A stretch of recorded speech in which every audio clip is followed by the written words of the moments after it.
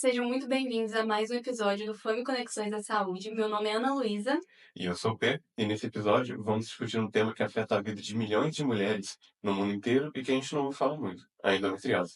Sim, a endometriose é uma condição ginecológica que pode afetar diversas mulheres e até a qualidade de vida. E para falar melhor sobre esse assunto, a gente trouxe um convidado super especial, o Dr. Marco Aurélio Carvalho. Ginecologista e obstetra especialista em cuidados da saúde da mulher, agradecemos muito a sua presença hoje aqui, doutor. É um prazer, muito obrigado pelo convite, todo mundo. Doutor, para começar, o que exatamente é a endometriose e como ela se desenvolve no organismo? Bom, o conceito de endometriose é basicamente o tecido de dentro do útero, que chama endométrio, quando ele se encontra fora do útero. E isso pode ser no ovário, nas trompas, no intestino, em qualquer lugar do corpo, na verdade. E o que é o endométrio? Todo mês a mulher se prepara para uma gestação. Então ela faz esse endométrio, ele cresce preparando para uma possível gravidez. Quando essa gravidez não acontece, o endométrio acaba, entre aspas, morrendo, e aí sim acontece a menstruação. E na endometriose, esse tecido que era para estar somente dentro do útero, ele está fora desse órgão, e aí pode causar vários sintomas que a gente vai falar mais para frente. Qual que é o grande problema? Essa é uma das muitas doenças que a medicina tem várias teorias, mas nenhuma delas justifica 100% por que acontece a endometriose. Então a gente ainda não consegue compreender totalmente como que acontece. Algumas teorias falam que são alterações genéticas que causam esses implantes de endometriose, outros falam que são alterações imunológicas, e uma das mais aceitas é uma que a gente chama de menstruação retrógrada. Então, seria que na hora da mulher menstruar, parte do sangue que sairia pela vagina, ele acaba retornando pela tuba uterina e caindo na cavidade abdominal. Mas isso não justifica totalmente a doença, porque já existem casos relatados de endometriose no pulmão, endometriose inclusive próximo ao coração. Então, ela não consegue justificar totalmente por que acontece a endometriose. Sim, muito bem. E sabendo de tudo isso, quais são os sintomas dessa condição? Porque muitas vezes ela é mais difícil de ser diagnosticada, né? Muitas mulheres vivem com essa doença por longos períodos de tempo sem diagnóstico. Exatamente. A gente tem que tomar muito cuidado quando a gente fala dos sintomas da endometriose, porque a gente tem, os sintomas podem ser de outras doenças também. O sintoma mais comum que a gente chama são as cólicas menstruais muito dolorosas. Então, é normal a paciente, as mulheres, terem cólicas durante o período menstrual, mas essas cólicas não podem ser o que a gente chama de incapacitante. Então, assim, a cólica, quando ela não faz a mulher ficar em casa, não conseguir sair de casa de tanta dor, não conseguir trabalhar, não conseguir ter suas atividades normais do dia a dia, é uma cólica que não é uma cólica normal. Pode ser um dos sinais de endometriose. Outra sintoma que a gente tem é o que a gente chama de dispareunia. Dispareunia é a dor na hora da relação sexual. Então, a relação sexual ela nunca pode causar dor, e quando isso acontece, pode ser sim um sinal de endometriose, principalmente durante a penetração profunda, tá? Então, assim, algumas mulheres podem sim ter algum incômodo durante o início da relação sexual, que não necessariamente está relacionado à endometriose, mas isso é um sintoma que a gente sempre tem que ficar de olho. Não é normal sentir dor, a mulher não pode ter uma coisa que é para ser tão prazerosa, sentir incômodo ou dor durante a relação sexual. Um outro sintoma muito comum que eu recebo no consultório são as pacientes que têm alteração do hábito intestinal durante o período menstrual. Então, logo na época que ela vai menstruar, ou ela tem diarreia ou ela tem constipação. O mais comum é a diarreia, logo próximo ao período menstrual, e também, às vezes, algumas pontadas na região do ânus. E tudo isso, esses sintomas acontecem de forma cíclica. Então, eles geralmente acontecem durante ou próximo ao período menstrual. E um outro sintoma importante também que a gente tem é a infertilidade. Aqui a gente tem que tomar muito cuidado, para a gente não achar que toda paciente que está com dificuldade para engravidar tem endometriose. Não é assim. A endometriose é sim, hoje em dia, um dos principais fatores de infertilidade, mas isso tem que ser muito bem investigado, né? Porque às vezes a paciente não está tendo a frequência sexual necessária para engravidar, ou às vezes ela não tem relação durante o período fértil, ou outras doenças que possam interferir nessa fertilidade, mas é sim um importante fator. E eu acho que é difícil o diagnóstico. A gente acha que quanto mais a gente falar sobre endometriose, mais as pessoas vão ficar cientes que isso existe, mas a gente tem que tomar muito cuidado, porque hoje em dia está muito na mania, eu brinco que é quase uma mania de falar que tudo é endometriose. Então, às vezes, quando não se consegue um diagnóstico, às vezes, quando não sabe se explicar algum sintoma, às vezes os médicos acabam falando que é endometriose e nem sempre é assim. O grande problema é que a endometriose, nem sempre os exames conseguem diagnosticar ela. Então, às vezes eu tenho pacientes no consultório com lesões muito pequenas, menores do que 1 centímetro, que possuem muitos sintomas, e eu tenho pacientes com lesões muito grandes e que não têm sintoma nenhum. Então, a gente tem o diagnóstico hoje em dia por meio da anamnese, junto com o ultrassom e a ressonância, mas nem sempre o ultrassom e a ressonância vão conseguir detectar esses pequenos focos de endometriose.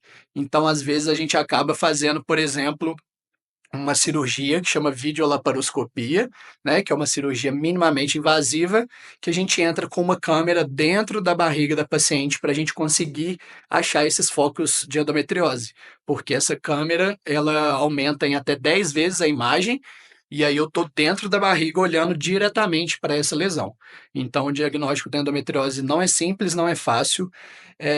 Às vezes a gente também tem a banalização dos sintomas, né? Então, assim, às vezes as pacientes acham que ter dor na relação sexual é normal, porque às vezes ela comentou com a amiga ou com a mãe, e elas falaram assim: olha, mulher pode ter dor na relação e você tem que fazer a sua parte.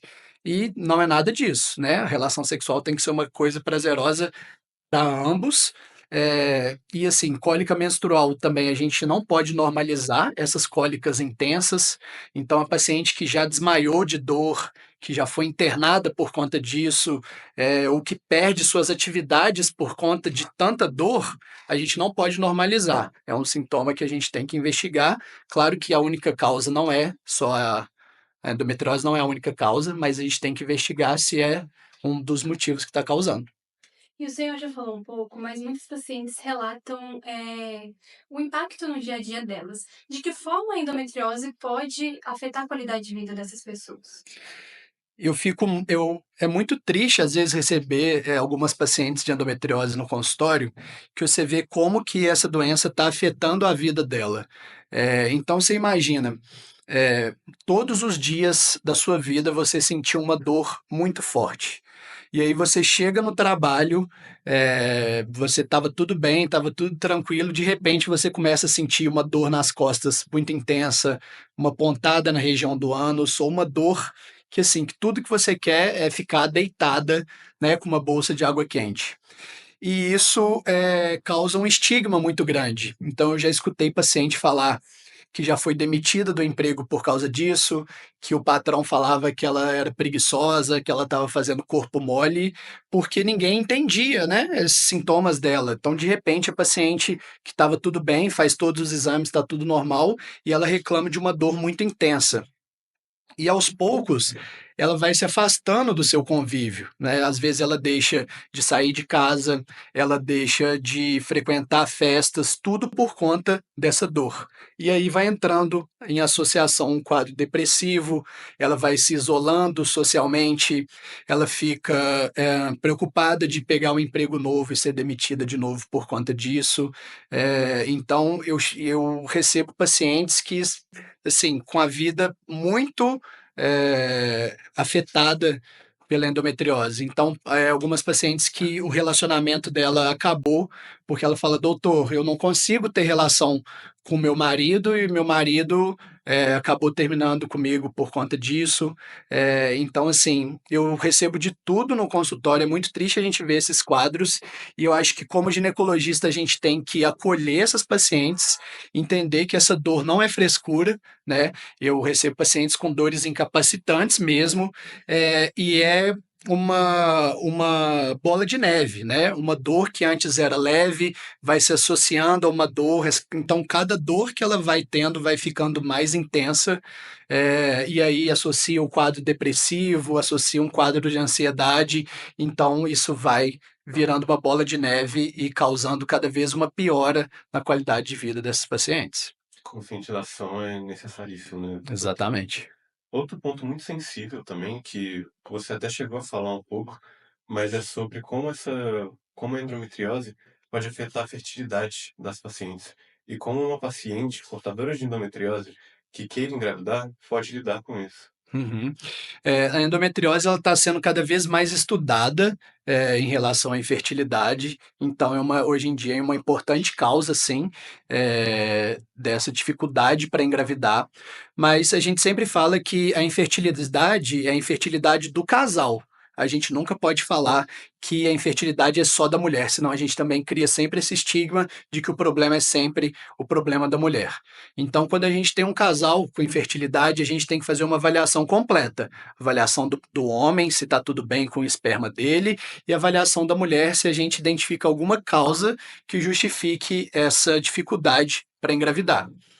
A endometriose, quando ela se implanta na tuba uterina ou no ovário, ela pode causar a obstrução ali da tuba. A tuba uterina é o que leva o óvulo para dentro do útero para ter a fertilização e ter a fecundação, né? Então, às vezes, essa tuba pode estar obstruída, ou ela pode estar aderida, ou ela pode estar presa em algum outro órgão abdominal. Então, às vezes, a gente encontra a tuba aderida no ovário, no intestino ou na própria parede abdominal. E aí é onde entra, mais uma vez, a cirurgia de videolaparoscopia. Com essa cirurgia, a gente consegue achar esses focos de endometriose, ressecar esses focos e, às vezes, desobstruir a tuba uterina e aumentar a chance de uma fecundação, de um sucesso na fecundação dessa paciente. Claro, a gente não pode oferecer milagres, né? Igual eu falei, a gente tem que investigar essa paciente como um todo e ver se realmente esse é um dos motivos dessa paciente estar nesse problema de infertilidade. E para fechar, quais são as principais opções de tratamento disponíveis? A endometriose, ela tem cura ou é uma condição que se controla ao longo da vida? O tratamento da endometriose não é nada fácil, de ser feito. Como eu falei, a endometriose é essa doença que como a gente ainda não sabe explicar como ela acontece, a gente não consegue ter um tratamento, totalmente definitivo, muitas das vezes. Então a gente sempre fala que é um tratamento multifatorial. Se a gente fizer só um dos tratamentos que eu vou falar, não adianta nada. Mas se a gente junta um pouquinho de cada um, aí sim a gente consegue fazer o tratamento dessa paciente. Então, o tratamento consiste em alguns pilares importantes. É claro que isso vai diferenciar de uma paciente que quer engravidar agora ou uma paciente que não quer engravidar nos próximos meses ou anos, por exemplo. A paciente que não quer engravidar por agora, o princípio, o início do tratamento é fazer um bloqueio hormonal. Por quê?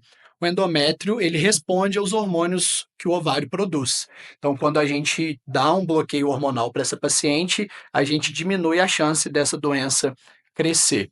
Então, a gente geralmente usa algum tipo de anticoncepcional, seja comprimido ou seja por injeção, para diminuir essa inflamação da endometriose. E aí a gente tem que associar atividade física e uma dieta para essa paciente. E eu sempre brinco, eu falo: olha, não preciso que você perca peso e nem que você seja fitness, né? Não é isso que eu quero. Eu estou procurando que essa paciente tenha uma atividade física regular e uma alimentação saudável para ver se a gente diminui a inflamação que a endometriose está causando no corpo dela. Então, assim, o grande problema da endometriose é que a inflamação que ela causa dentro da barriga, por exemplo, vai gerando os estímulos dolorosos, vai gerando as aderências, vai causando invasão de outros tecidos. E quando a gente associa a atividade física e a dieta ao tratamento, isso diminui muito e a gente consegue um melhor controle da dor. Uma etapa muito importante também é o acompanhamento psicológico. Então, essa paciente que está sensibilizada, que está com um quadro depressivo, que tá super debilitada com a doença, ela precisa do acompanhamento psicológico junto. Então, sempre que uma paciente minha que chega nesse nível, nesse quadro grave de endometriose, chega para mim no consultório, eu sempre falo que eu sou muito sincero. Eu falo assim: olha, eu não vou resolver seu problema de um dia para o outro. Então, eu não vou te oferecer milagre, eu não vou conseguir tirar sua dor em 1 ou 2 meses. Esse tratamento da endometriose dura 6 meses, 1 ano, às vezes até mais, para a gente conseguir tirar a paciente dessa crise. Então, não é fácil, a gente precisa de vários profissionais juntos para conseguir ajudar a paciente. E cada vez mais a gente está tendo a cirurgia como o tratamento definitivo com a endometriose. Eu, como especialista em cirurgia, eu defendo muito a cirurgia para o tratamento definitivo. Às vezes, se você chamar um outro ginecologista que não mexe com essa área, vai falar que a cirurgia não é um tratamento definitivo, mas a gente vê e tem vários centros de referência em endometriose na Itália, em São Paulo e na França, por exemplo, que conseguem curar totalmente a paciente com uma cirurgia bem feita. Mas é importante a gente falar que a cirurgia da endometriose é uma das cirurgias mais complexas que a gente tem. Então, geralmente, a gente precisa de proctologista, de urologista e de um material de boa qualidade para fazer essa cirurgia por vídeo. Então, ela não é fácil de ser feita e nem barata, mas ela consegue sim ser definitiva se feita de forma correta. Sim, muito bom. E doutor, só para a gente encerrar, a gente gostaria que você mandasse uma mensagem para as portadoras dessa doença, que às vezes se encontram perdidas ou sem rumo. Aham. Eu acho que a orientação cabe a todo mundo, como ginecologista também. Eu queria falar isso também com ginecologistas e com os outros médicos. A gente tem que acolher essas pacientes, saber que essas dores acontecem, são dores incapacitantes, e não falar, valorizar a queixa da paciente, né? Entender que isso pode afetar a vida dela como um todo. Para as pacientes que sofrem com isso, terem paciência. O tratamento não é fácil, não é simples de ser feito, mas ele pode sim ter cura, e saber que a gente está aqui para acompanhar, para trazer o melhor tratamento para vocês. Endometriose tem tratamento e tem cura sim. Mensagem linda e necessária. Agradecemos muito sua presença e sua contribuição no nosso podcast. Doutor, você tem alguma rede social que você quer compartilhar com os nossos ouvintes, caso queiram entrar em contato, tirar alguma dúvida? Meu Instagram está lá disponível para vocês perguntarem, é @doutormarco.carvalho. Lá vocês encontram também o link direto com a minha secretária, se quiserem marcar uma consulta. É sempre um prazer poder ajudar vocês. Muito obrigado pelo convite de todos vocês. É um prazer estar aqui no podcast e podendo falar dessa doença tão importante mesmo. E você, ouvinte, obrigado por nos acompanhar em mais um episódio. Não se esqueça de seguir nossas redes sociais, @Fame Conexões da Saúde, e até o próximo episódio. Até mais. Tchau.